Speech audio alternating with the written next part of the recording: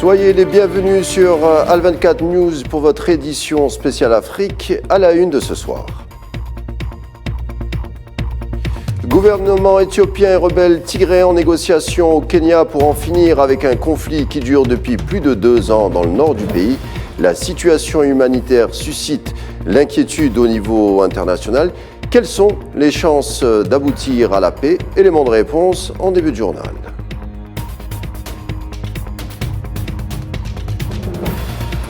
Drame de Melilla du 24 juin dernier au sein de l'enclave espagnole où les dérives des gardes-côtes marocains font de nombreuses victimes parmi les migrants.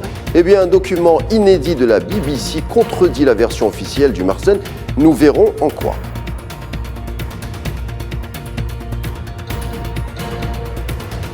Crash d'avion en Tanzanie qui soulève l'émoi, le pire de l'histoire du pays. Une journée d'hommage rendue aux victimes avec la présence des officiels.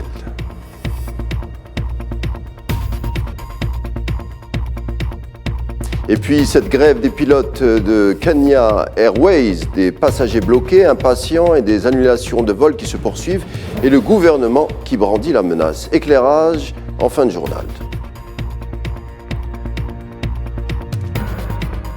Ils tentent de se mettre d'accord après avoir fait parler leurs armes durant 2 ans. Il s'agit, comme nous vous le disions au tout début, d'envoyés officiels du gouvernement éthiopien et les responsables tigréens en discussion aujourd'hui à Nairobi au Kenya. L'enjeu, tout bonnement, la mise en place d'un pacte définitif de désarmement et la fin des hostilités prévues par les accords de paix signés le 2 novembre dernier. L'aspect humanitaire presse également les deux parties de conclure puisque la région du Tigré au nord de l'Éthiopie est privée depuis plus de 2 ans de services de base. On écoute justement les émissaires des deux parties.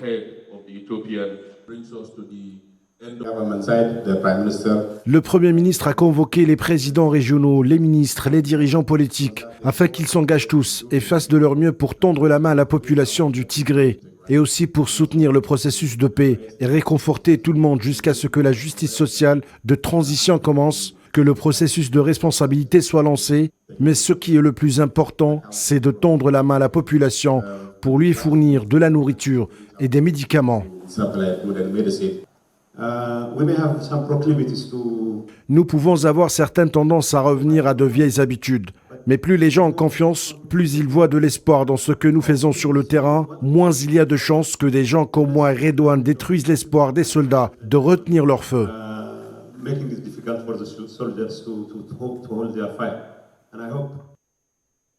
Il souhaite donner des signes politiques d'ouverture. Cela se passe au Tchad, étant donné que le général Mahamat Idriss Déby Itno, récemment reconduit pour 2 ans à la tête du pays après la mort de son père, a nommé aujourd'hui par décret 104 membres de plus au Parlement de transition.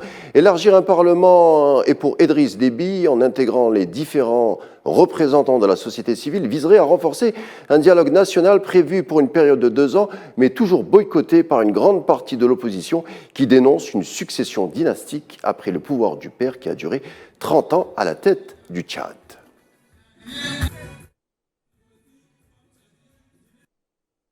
Et puis en Libye, cette fois, il est temps d'aller vers des élections après une période de transition qui dure trop même, en tout cas pour le représentant officiel de l'ONU pour la Libye, Abdoulaye Bathily, un statu quo politique libyen qui enfonce le pays dans une crise qui se traduit par un conflit ouvert entre 2 gouvernements, Fethi Bachara, désigné par le Parlement, et le second, le gouvernement de Abdulhamid Dbibeh, qui refuse de céder le pouvoir, sauf un gouvernement mandaté par un Parlement élu. Pour l'envoyé onusien, aucune précision n'a été fournie sur la faisabilité d'un scrutin ou la date d'élection parlementaire. Affaire donc à suivre.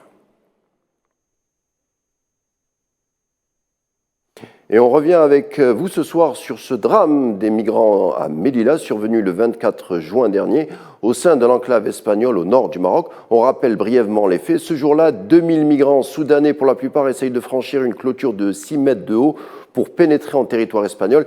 L'interposition violente des gardes-frontières marocains et espagnols fait état d'une 20aine de morts. Néanmoins, un document de la BBC contredit la version. Le bilan est de 24 morts et 77 disparus, donc En tout, une centaine de victimes. Sur les vidéos qui ont été récupérées authentifiées, on voit des policiers marocains frapper des migrants à terre. Certains sont inconscients, d'autres visiblement blessés. Aucun soin immédiat ne leur est apporté. Les policiers marocains sont par ailleurs rentrés en territoire espagnol pour en déloger plusieurs centaines selon la BBC. Un procédé très contesté qui empêche les migrants de déposer une demande d'asile. On rappelle pour finir, et concernant cette affaire, que le Conseil des droits de l'homme de l'ONU réclame toujours une enquête transparente sur le drame du 24 juin dernier.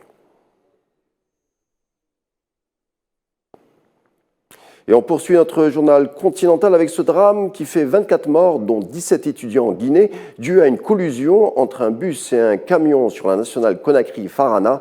On ne connaît pas encore les causes réelles de l'accident. La plupart des corps des victimes ont été acheminés à l'hôpital sino-guinéen, où le processus d'identification est toujours en cours.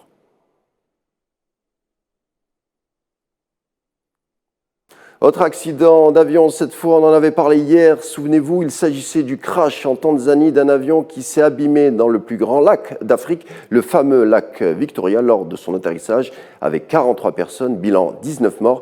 L'accident aurait été causé par le mauvais temps, selon les enquêteurs. Et bien dans la journée, ils sont plusieurs à avoir rendu un dernier hommage aux victimes au stade Keteba de Bukuba, dont des officiels comme le Premier ministre Kassim Majaliwa et autres membres de son gouvernement pour une cérémonie de prière menée par des religieux musulmans et chrétiens avant la remise des corps des victimes à leurs familles.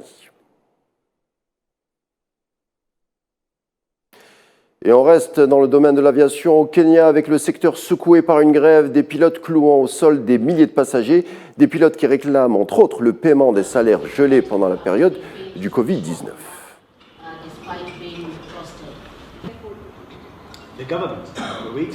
Contrary to reports circulating that we have refused to negotiate. Contrairement aux informations circulant selon lesquelles nous aurions refusé de négocier, nous tenons à préciser que nous avons fait toutes les tentatives pour entretenir le dialogue entre la direction de Kenya Airways et nous. Nous avons envoyé nos propositions à la fois à Kenya Airways et aux ministères concernés vendredi, samedi et hier.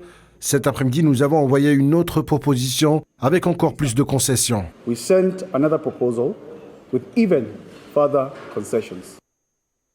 Et puis un mot de sport pour finir. Le Kenya écrit l'histoire au marathon de New York avec un grand H et de 2 pour un grand chelem inédit. Sharon Lukidi chez les femmes et Evans Chebet chez les hommes.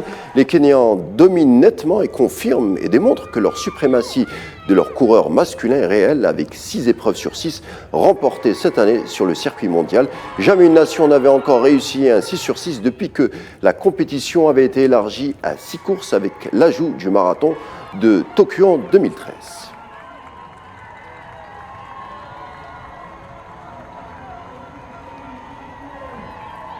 Avec l'Afrique du jour, merci.